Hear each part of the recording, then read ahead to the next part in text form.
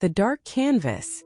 Mike's hand trembled as he closed the sketchbook, feeling an unsettling blend of satisfaction and dread.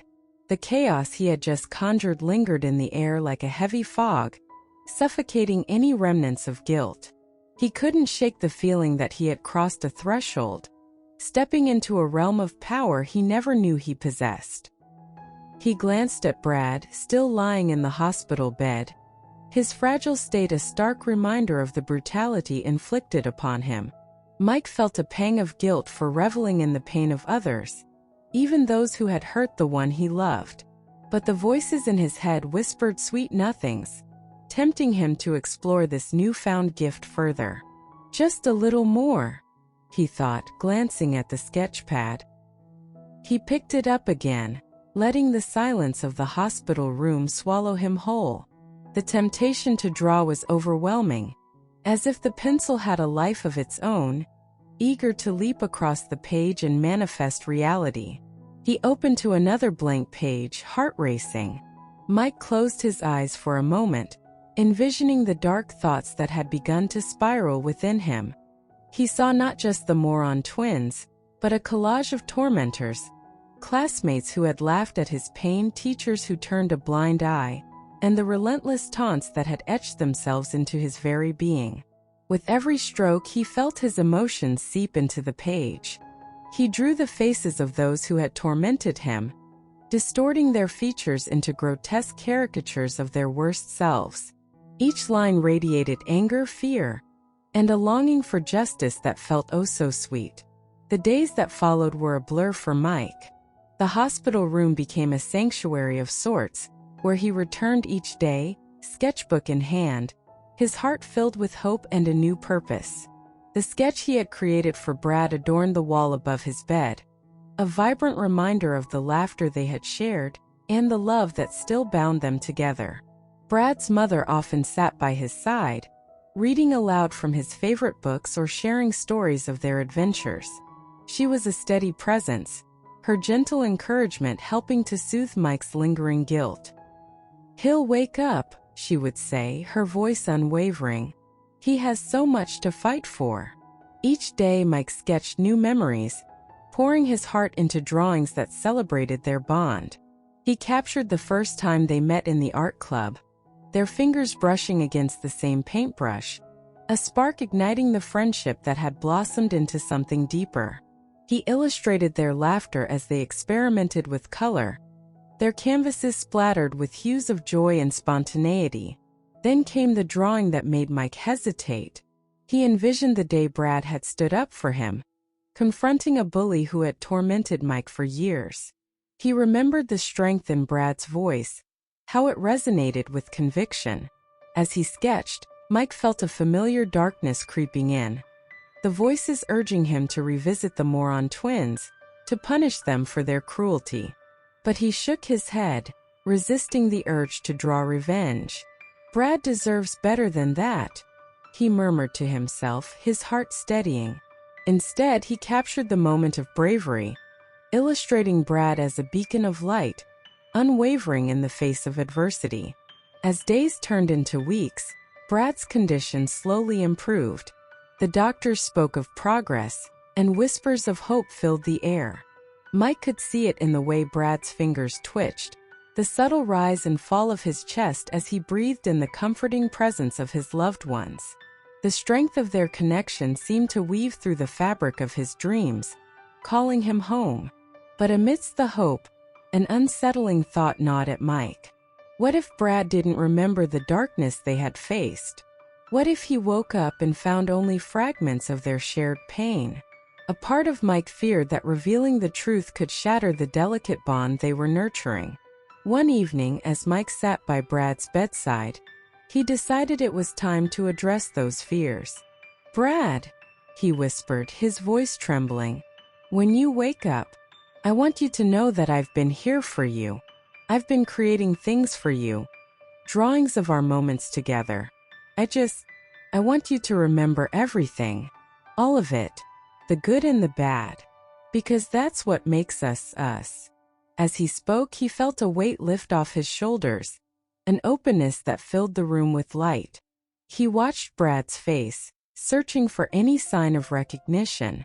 For a moment he thought he saw a flicker behind those closed eyelids, a soft flutter that sent a thrill through him. "Please," he continued, fighting the tears that threatened to spill. "I need you to come back to me, Brad. I don't want to hide anything. You deserve the truth." Just then the door creaked open and a nurse stepped in, breaking the spell. "Sorry to interrupt," she said with a warm smile. "It's time for his medication. You can stay though. Just a moment." As the nurse prepared the 4-drip, Mike felt the heaviness return, but he refused to let it suffocate him. Instead, he returned to his sketchbook, flipping through the pages filled with vibrant memories. He paused on the drawing of Brad's bravery, his heart swelling with love and admiration. That night, the air in the hospital felt different. Mike closed his eyes, drawing in deep breaths, focusing on the energy that enveloped him. "Come back to me," he whispered into the quiet, sending his love through the ether, willing it to reach Brad's unconscious mind. Days continued to pass, each one more promising than the last. The flicker of movement in Brad's fingers grew stronger, the fluttering of his eyelids more frequent.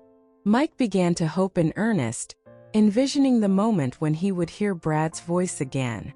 Then one afternoon, as sunlight streamed through the window, illuminating the room in a golden glow, Mike noticed a change. Brad's brow furrowed slightly, and for the first time in weeks, he took a deep, deliberate breath. Mike's heart raced. "Brad," he called, barely able to contain his excitement. With an effort that seemed monumental, Brad's eyelids fluttered open, revealing those deep, soulful eyes that Mike had missed so dearly. "Mike," he croaked, his voice barely above a whisper. "Hey," Mike replied, his voice shaking. "You're back." Brad blinked, taking in the room, the drawings on the wall, the soft beeping of the machines. "What happened?" he asked, confusion clouding his features. You got hurt, but you're going to be okay. I've been here every day drawing for you. I wanted you to know how much you mean to me." Brad's gaze fell on the drawing of his bravery. "Did I really do that?" he asked softly, a smile breaking through the haze of uncertainty. "Yes," Mike replied, his heart swelling with joy. "You stood up for me, Brad. You were incredible. And you still are." Tears filled Brad's eyes as he processed the moment. "I remember bits and pieces," he murmured, his voice trembling. "It's all a bit hazy, but I remember you. I remember us." Mike leaned closer, grasping Brad's hand, warmth flooding through their connection. "We're going to get through this together," he said, his voice steady with conviction. "You're not alone anymore." In that moment, the darkness that had loomed over them began to lift. The weight of revenge and pain faded away, replaced by the vibrant colors of hope and love. They would face the challenges ahead, but now they would do so hand in hand, ready to embrace the journey of healing together. As they spoke, Mike felt the darkness from the past recede into the background, replaced by the beauty of their shared dreams. With each word, he wove a tapestry of their future, one filled with laughter, art, and the promise of brighter days. Together, they would create a new canvas, a masterpiece born from resilience, love, and the unwavering belief that hope could triumph over despair. As Mike sketched, he could almost hear the echoes of their laughter, and he began to imagine their fates. He drew Fred's smug face contorted in horror, then turned his focus to Roger, illustrating him hunched over in defeat. The pencil moved with a life of its own, a dance of revenge on the page that felt almost euphoric. But then something inside him paused. As he captured the last details, the cracks in their smiles, the gleam of malice in their eyes, he felt a chill wash over him. Was this really the way to heal? Samuel's earlier words echoed in his mind. You can draw someone you love or someone you hate. Could this truly be the love he had for Brad? Was revenge an expression of love, or a path leading to more suffering? The hospital room's fluorescent lights flickered, and the air grew thick. Mike looked back at Brad, whose once vibrant face was now pale and bruised. "You're better than this," he whispered to himself, but doubt crept in like a shadow. Suddenly, the door creaked open.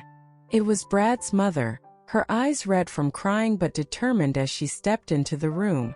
"Mike, I need to talk to you," she said softly, breaking through the haze of revenge clouding his mind. "Okay," Mike replied, his voice barely a whisper. He set the sketchpad aside, hoping she wouldn't notice the darkness that lurked within its pages. I wanted to thank you for being here for Brad," she said, her voice trembling with gratitude. "He really cares about you. We all do." Mike felt warmth bloom in his chest, a reminder of the love that had initially ignited his passion for art. This was the feeling he craved, the connection, the intimacy, the joy of creating beauty rather than chaos. "Do you think he can hear us?" she asked, glancing at her son. "I like to think he can," Mike replied, his heart swelling.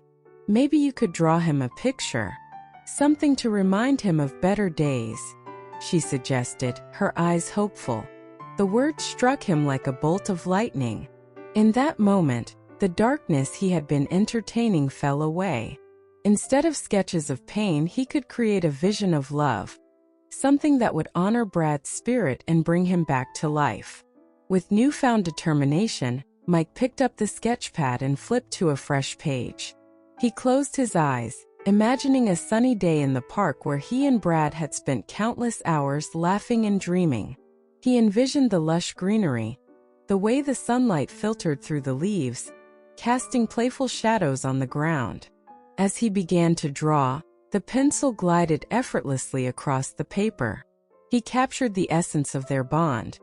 The way Brad's smile lit up the world, the warmth of his laughter that had once been a sanctuary for Mike. Time slipped away, and for a moment, the weight of the world faded into the background. With every stroke, Mike poured his heart into the drawing, bringing to life the joyful memories they had shared. After what felt like an eternity, he finally stepped back to admire his work. It was vibrant and filled with warmth, an oasis amidst the storm of pain they had endured. He could almost hear Brad's laughter echoing through the room, and he felt a rush of hope surge within him. As he set the sketchpad aside, Brad's mother looked over his shoulder, her expression shifting from concern to wonder. "Oh, Mike, it's beautiful," she whispered, tears filling her eyes once again. "He's going to love it." In that moment, Mike realized the true power of his gift, the ability to create, to heal, to love. He could still seek justice in the world, but it didn't have to come from a place of vengeance. With resolve, Mike turned to his sketchpad again, now knowing that his art could be a light in the darkness, a force for good. The temptation to draw pain would always linger, but he had the choice to create beauty instead. And perhaps, just perhaps, it could help guide Brad back to him.